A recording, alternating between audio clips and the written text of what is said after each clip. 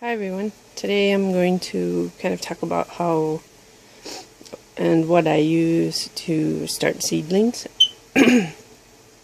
And I've been already planting some. I've done parsley, celery, onion seeds, kale on the 2nd of May, broccoli, collards, peppers, cabbage, and some more kale, well, different kind of kale on the 4th of May. So I should have been probably started some of this stuff back around the 1st of April, end of March. Our supposed last frost date's end of May, but the way our winter was and what some people down south are talking about having frosts way later than normal, I just kind of decided I was going to procrastinate a bit and kind of see how the weather went. And of course we got snow. We got 8 inches of snow on the 12th of April. We got another inch of snow. Of course it melted that day. I think it was on the 28th or 9th of April.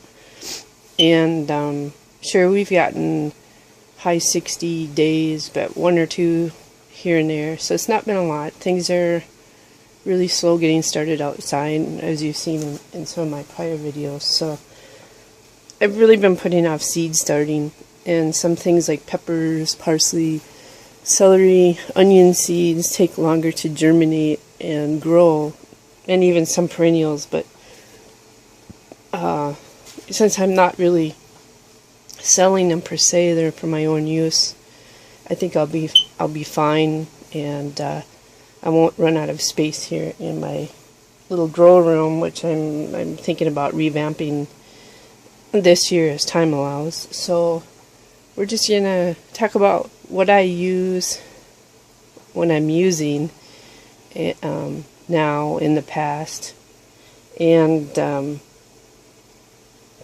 reasons why and whatnot today.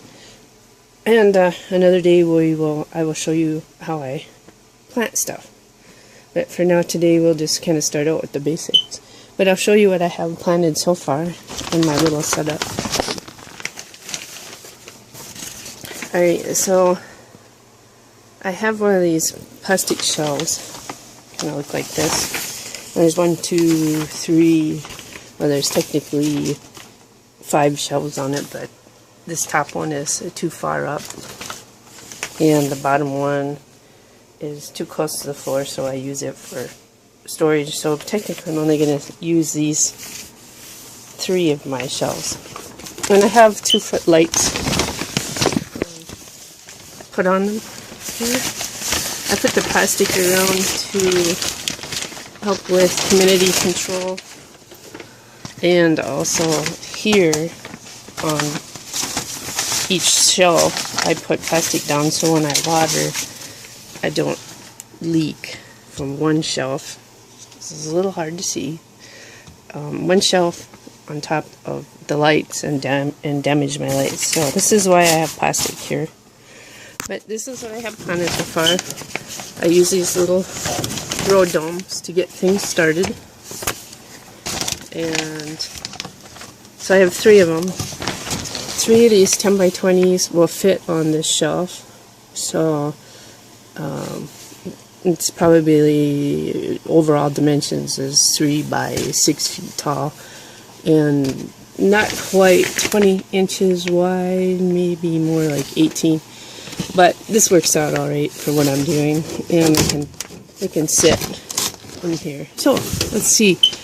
It looks like the kale has started and sprouted, and that was the green. And I'll show you the seeds that I used.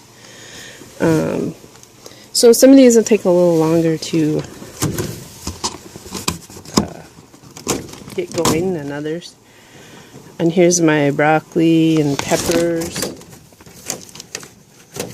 and some kale and cabbage. So the first kale I planted was on the 2nd of May, and that's already up, and today is the 5th.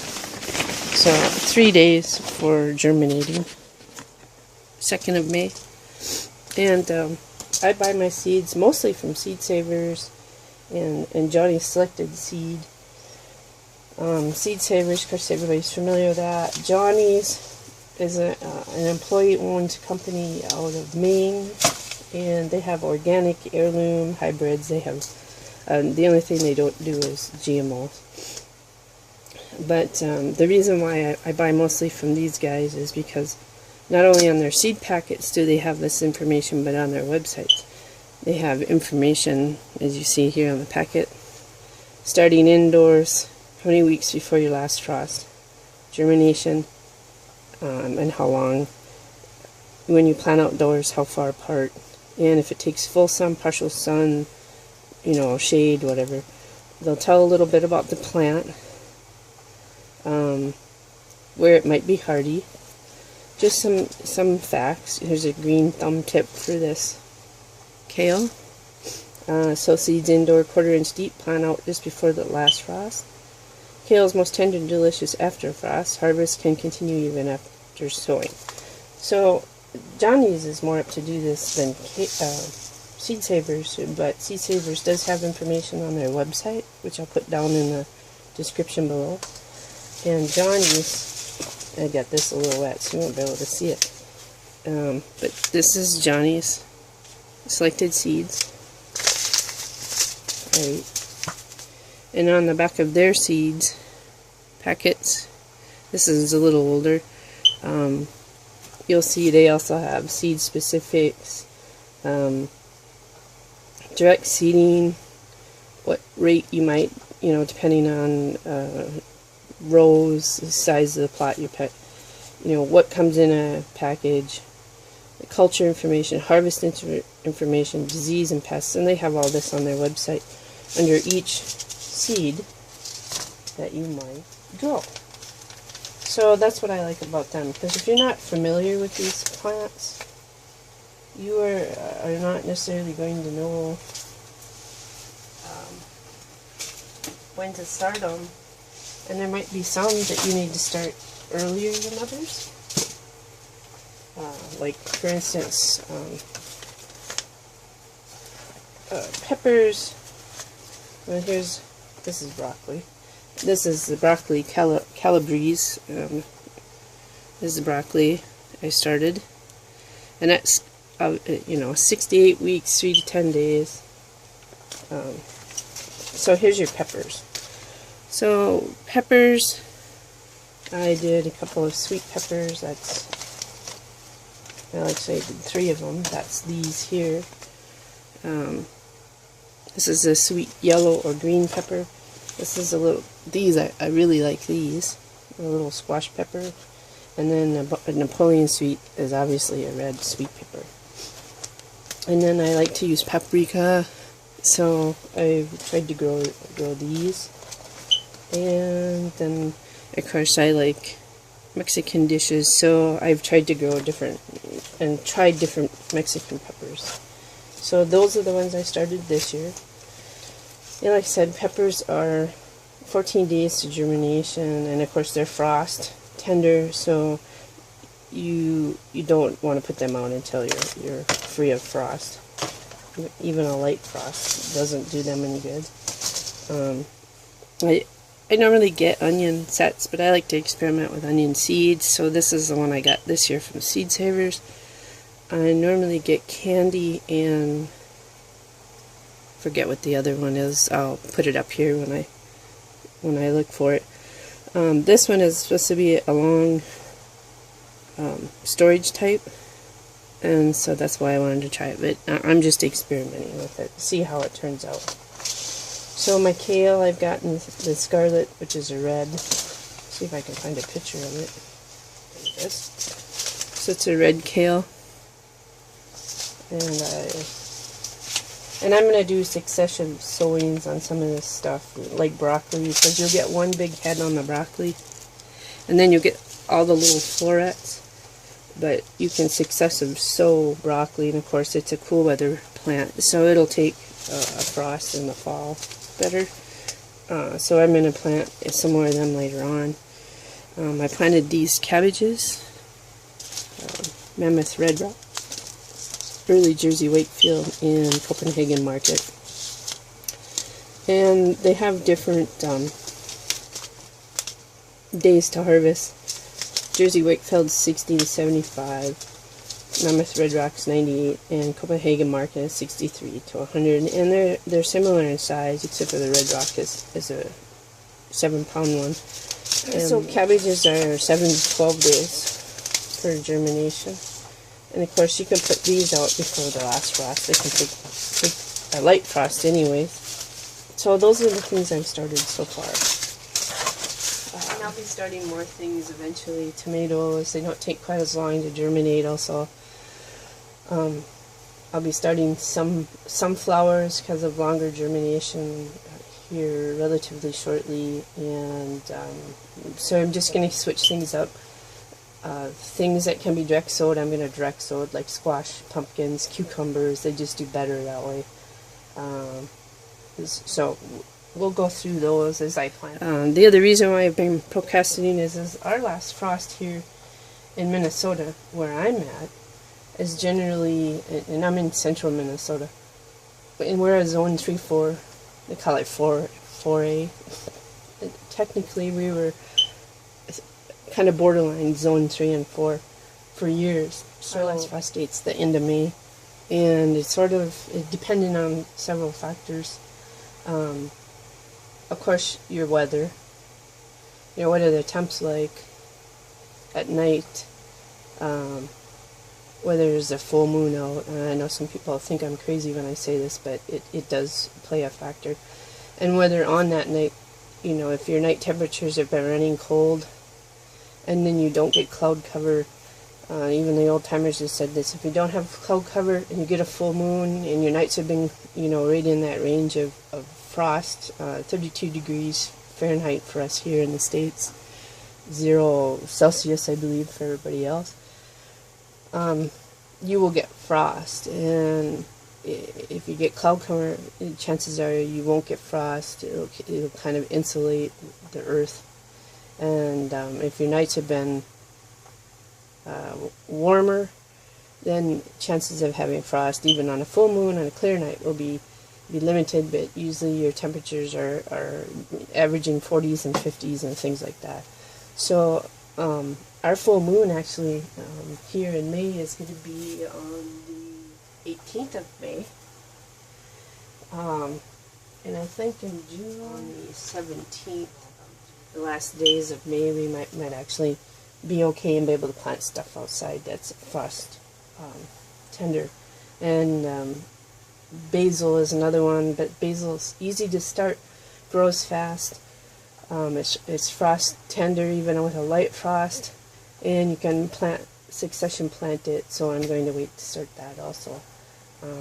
So that's kind of how I plan my seed starting. I use various size pots for different things. Seed starting, I will use, these are basically called plug trays here, and these have differing amounts. This is 25, and this is 2, 4, 6, 8, 10, 12, 14, 16, 18, 22, 4, 6, 8, 34. And these are, 3 of these fit in a 10 by 20 quite easily.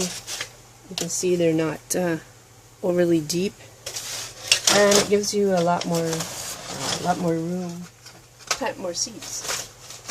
So you can use different garden markers. I'm just looking for some of my stuff here. Here we are. And then you can find these wooden ones. If you have access to popsicle sticks, those will work too. I bought these in the past when I was doing my herbs and farmers markets. I've also bought tags because I was really serious about this at one point. And anyways, you know, if you don't make money at something, no matter how hard you try, bills have to be paid, so you change. But you know, typically, if you're growing and starting your own stuff and you have a business like that, most places will use tags similar to these. And they're already pre-printed with information on them and whatnot, so those are handy. When I'm marking my tags, I don't necessarily use markers because water can wash them out, so I will use a pencil. Works really well. Well, even if you can find shape lines, the little pieces, you can cut them. But as you can see, this is pretty dirty. I've used it in the past. It was a tomato plant, and they're, you can wash them off and they're erasable, so they are reusable. I like that. So I don't use ink and I don't use marker. I must have used pencil because then they are more reusable. And they actually last longer than the markers. And then as I plant stuff, on the markers I'll put on the name of the plant, you know, if it's cabbage, and then what the name of it is. And then I'll put the date that I planted it, and that's just kind of my record keeping. And then I also use a little clipboard with this, and then I write it down here for future reference. I also plant by the moon and constellations, and that varies, you know, time, whatever the case might be. So I'm not held hard and true to it, but I've done several tasks, including and mostly gardening, according to that, and have had really good results. So, voodoo or not, whatever you want to call it, it has some validity of how the old timers did that stuff. It doesn't hurt anything, and if it works around your schedule, then I say try it and see what the results are. And if you can experiment with that and see the difference also, then that's good too. So I use these plug trays. I also use 4 packs, and I think I showed you. Okay, and then 2-inch pots. These are typically something you would transplant into. I have the trays for these because when I was doing herbs, these are the pots that I generally use to sell out of. So I get these 10 by 20 trays. You get the ones with the drainage holes in them. So if you are not starting your seeds indoors in your house, you can get the ones with the holes and use them in a greenhouse or whatever, and then the water will drain out and won't pool up in here. If you're starting them in your house, on your grow lights and things of that sort, you want the ones without the holes. And typically these are really not that hard to find. You can find them at garden centers or even here. They're at Fleet Farm for about $1 a piece. And so I get a few new ones every year because they do eventually wear out from use. This is sort of one that's been overly used.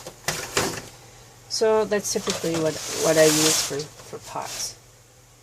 I do have a soil mixing tray, I just don't have it in here right now.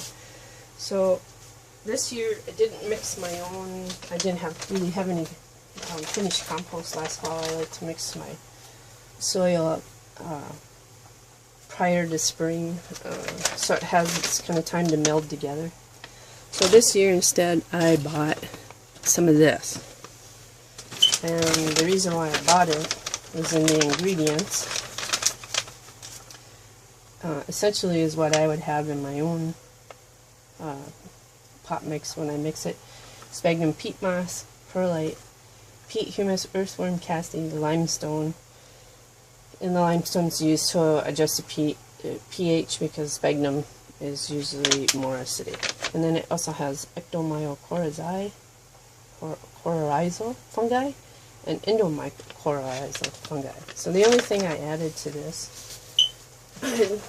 to fit my specifications of what I use for soil is kelp meal, and so we'll go over the different things that I mix in sometimes with my soils, depending on if it's seed starting or something else. So your perlite is usually this white stuff that's in the soil, because this is that soil here. So the white stuff is perlite. It's a little bigger. I usually use it for transplants or bigger plants. And normally I will get the vermiculite because it's smaller and finer and a little better for seedlings. And some of the amendments I've used in the past, kelp meal being the biggest one, and that's this here. And I get that at my local organic feed mill. And so I don't get accurate in measuring here. There's some books that I have. I'll put them down in the description that have gardening soil mixes for various things, seedlings, transplants, whatever. And then they tell what each. The analysis on it is pretty much all the chemicals that are on the periodic table, if you're familiar with chemistry, elements in the available on Earth here. It's found in the ocean, and then like when you buy sea salt, that's old dried up ocean beds, and I think Nevada and there's some other places around the world where a lot of that stuff is found. Anyways, so the reasons why I use it, and some people might say it's not useful. I think it's useful. Not only do you get these elements available, and they're all trace elements, it helps with improvement of your soil. I don't use a lot of it because it is expensive. 50-pound bag is like $60-70 bucks. It used to be a lot cheaper, around the $40 range a few years back. But I also use it as a mineral for my cattle. Overall, health-wise, and my animals are using it, but I also use a regular mineral, but that's for a different time. So with plants, so the kelp meal does a couple of different things. Makes the soil healthier, makes the plant healthier. It raises the Brix count in the plant tissues, and basically that's the sugar content of the plant tissues. And the higher that Brix count is, and you can look that up online if you want to learn more about it. It's spelled Brix. And when the plants have a higher Brix count and are healthier, they can withstand these weather changes a little bit better.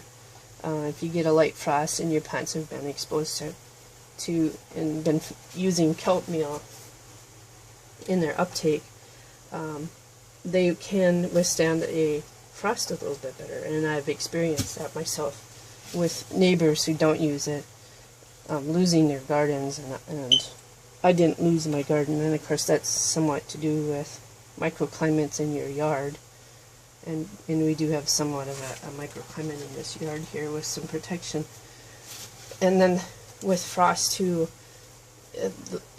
frost will collect in your lower lying areas because cold air obviously sinks, hot air rises. And we're sort of up on a hill here, so that helps, but we still can get frost. So all the things that a person can do to help with that. And it also helps with heat stress, somewhat high moisture, so I find it beneficial. I don't use a ton of it or anything like that. I add it to compost, sprinkle it on where I'm going to plant stuff. I put it in my planting soil, feed it to my cattle and my chickens and whatnot. So kelp meal is one of the things that I use. I've also used azomite, and this, what we call this here, this stuff here is elomite, and it's basically ground up granite rocks and whatever, and they all, depending on what the granite they come from, their analysis will be slightly different. So you want to look up each one and the availability of it to you. How easy is it to get? Do you have to send for it? How much is that going to cost?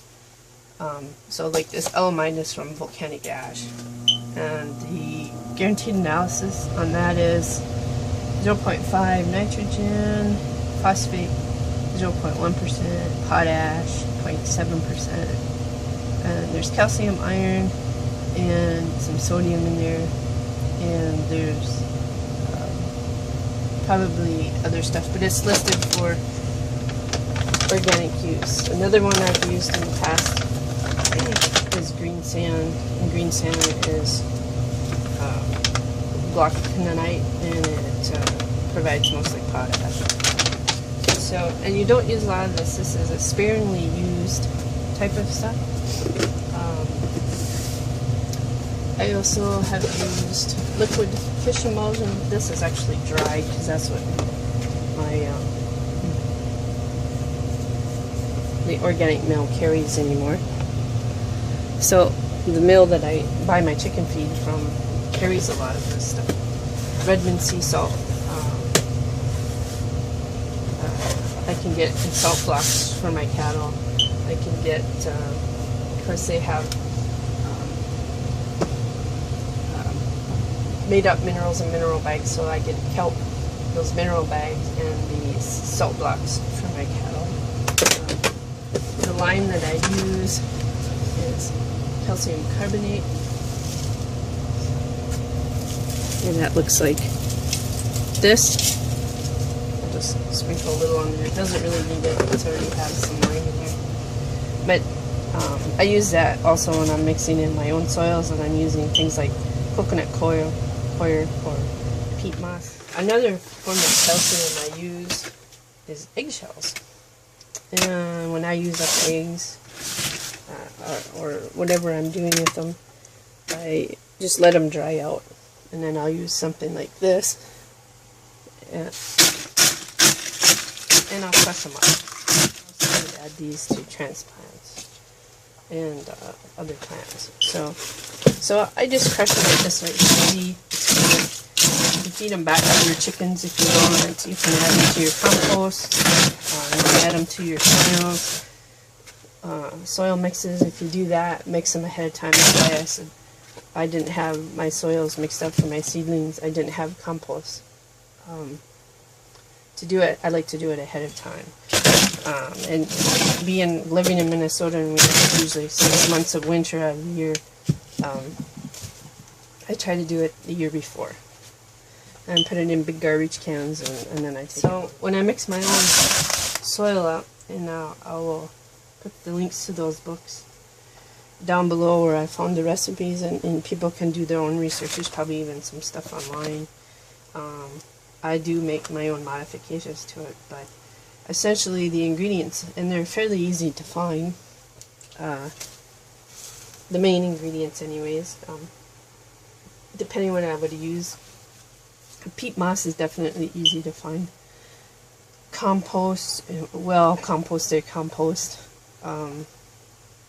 you can buy that, or you can do your own from various sources of materials that you get, but you want it to be good, fine finished compost. You want to get all the big chunks out and the pieces of wood, because when you're planting things like seedlings, you don't want big chunks. I mean, this is small, but you don't want to be big chunks. And sometimes compost will have rocks and big chunks of whatever in there, so you want to get them out. And this is not a big deal because this is one, but if you have a lot of it, then you don't want it in your seedling mix. Bigger plants, transplants, it's not as big an issue. I basically do kind of a 50-50 with peat moss and compost.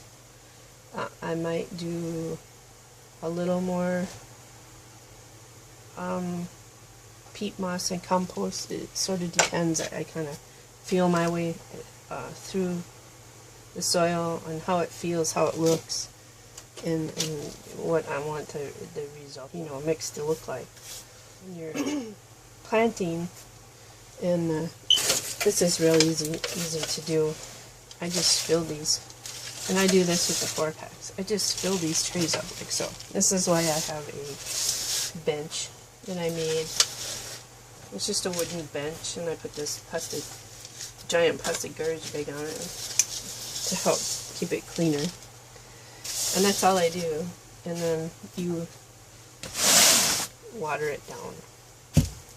We'll just do some of these real quick. Like so. So when I worked at the greenhouses, we did similar to this. We might have a scoop, or we might use our hands, or whatever is available to us, depending on where you work, where I worked. And we would do 4-packs this way. And, you know, whatever we needed, 4-inch pots, 2-inch pots, 6-inch pots, so they'd all be put in trays. Now the pots you just fill up. But anything close together like this is kind of how we do it. And then you'd water it down with your wand, or I have this little guy. I've never been able to find him again. But this is going to bite the dust one day. But you just water it down. And you might have to do a couple of sweeps over the soil to get it all. I think you can kind of see what I'm doing here. But you just want a spray, and then let it soak in, and do it again. And we do several layers of trays. Like we'd make a bunch of them, and then we go and water them. Each level of trays, restack them. Go ahead, make some more trays, recheck these trays again, and we just scoop out of the soil bags that were bought. And the one guy even would mix his own, but that would be mix his own soils, but that would be for transplanting. Bigger plants. A lot of times you want the soil to be sterile, and a good compost made right and composted well with the peat and the other stuff in doesn't hurt seedlings. I've really never had any problem with my seedlings even doing it that way. But if you're a little nervous about doing it on your own, go ahead and buy these seed starting mixes just like I got. Seed starter. And then experiment from there.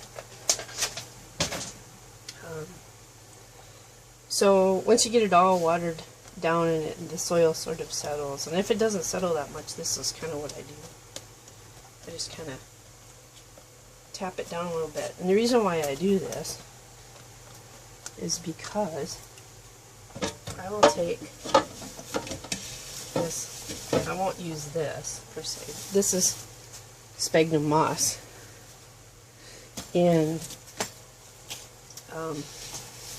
sphagnum moss has its own antifungal properties, and so a big thing people have problems with is damping off disease, where the seedlings at the level of the soil will die off, be attacked by this damping off disease, this fungus, and then they will just pretty much die. So I've gotten milled sphagnum moss, and basically it's ground up sphagnum moss, and because the sphagnum moss has fungicidal properties, it helps off with the damping off disease. I have found it kind of hard. You might have to go to a professional nursery or garden supply place or something like that to get it. It's not a real common thing, and you're not going to probably find it at your big box store or whatever. You might be able to find sphagnum moss because orchids grew in that, along with bark and activated charcoal. Been a while since I grew any orchids, so anyway, so it's easy to get this sphagnum moss, but it's not easy to get it ground up. So Bull's Garden and Rabbit Tree actually gave me this idea when he was grinding up his bunny poo. So I'll show you what I'm going to do here in a minute. It'll be a little noisy, so I'm sorry about that. I'll try to. We're just going to mill this up.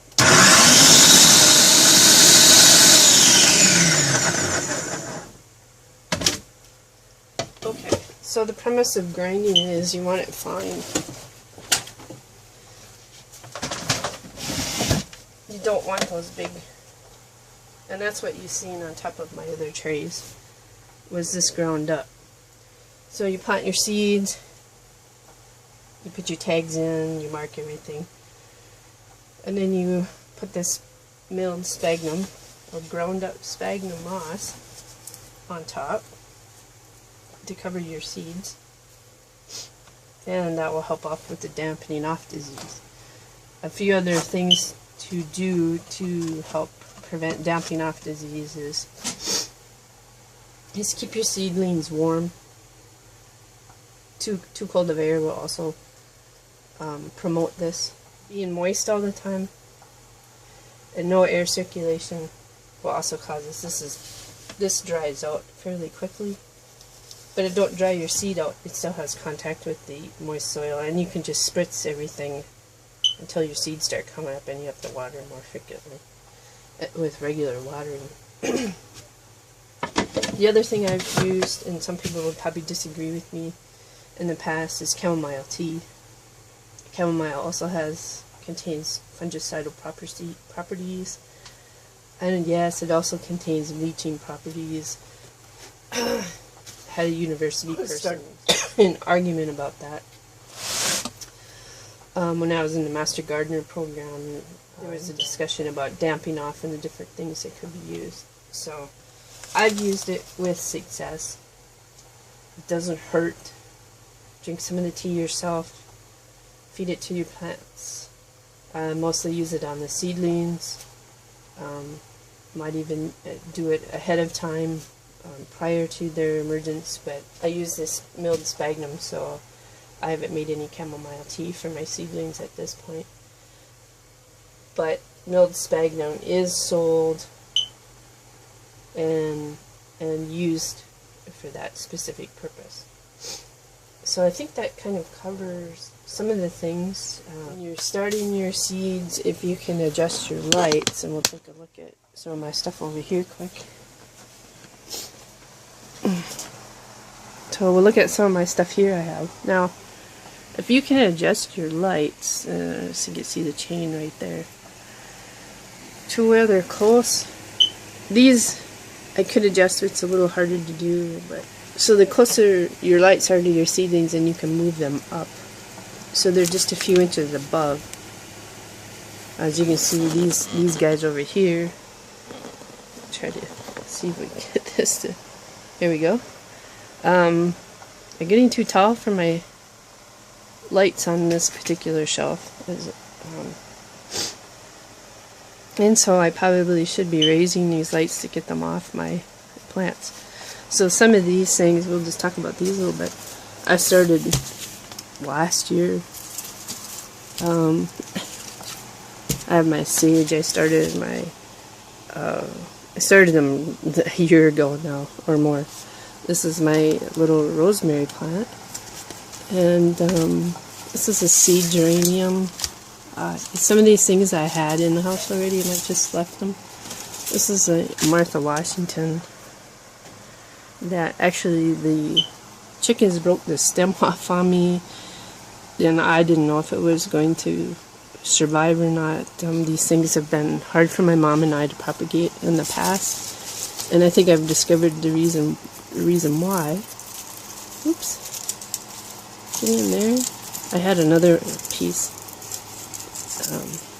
I just stuck it in. I don't know if it'll take or not. It doesn't look promising right now. Anyways, we figured it's because a lot of places use growth inhibitor, garden centers and the major suppliers, to inhibit. There's a parsley plant I started last year, and I just kind of kept it in the house. Everything needs to be cleaned up and repotted. They're kind of outgrowing their pots. I start it's very easy to start geraniums, and this is the mosquito plant, or citronella.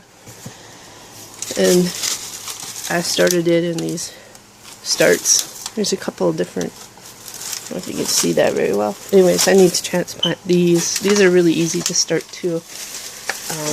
Geraniums are really easy to start, regular zonal geraniums. That's mostly what you see.